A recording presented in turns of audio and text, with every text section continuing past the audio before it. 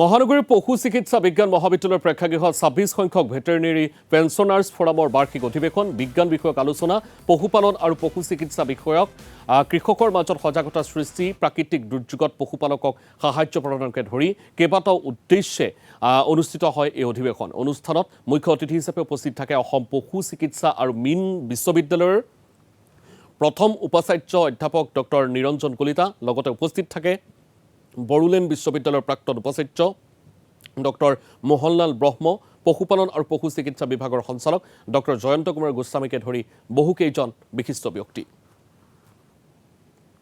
Veterinary pensioner forum গঠিত হয় ২০০০ চনত।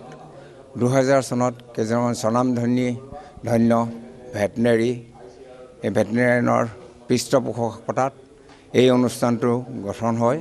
গঠন হৈ আজিলৈকে প্ৰত্যেক বছৰে জানুৱাৰী মাহৰ প্ৰথম দেওবাৰটোত এই অনুষ্ঠানটো অনুষ্ঠিত হয়।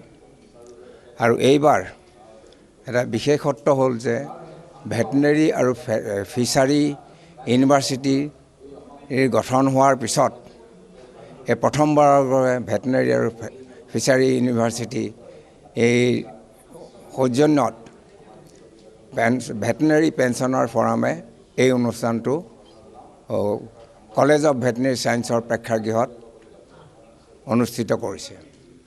বিগত বৰ্ষবিলাকতো এই অনুষ্ঠানটো ইয়াতেই অনুষ্ঠিত হৈছিল। ইয়াত আজি এই ২৬ সংখ্যক যি অনুষ্ঠান অনুষ্ঠিত হৈছে, ইয়াত প্ৰায় 85 বা ৮০ বছৰৰ ঊৰ্ধৰ যথেষ্ট সংখ্যক পেঞ্চনাৰ আহিছে। আৰু এইসকল অসমৰ বিভিন্ন ঠাইৰ পৰা আৰম্ভ কৰি যিসকল ভেটেনেৰী পেঞ্চনাৰ আছে, লগতে উত্তৰ পূৰ্বৰ যিখন ৰাজ্য আছে অৰুণাচল, মেঘালয়া বা নাগালেণ্ড, তেওঁলোকৰো পেঞ্চনাৰ ইয়ালৈ যোগদান কৰিছে।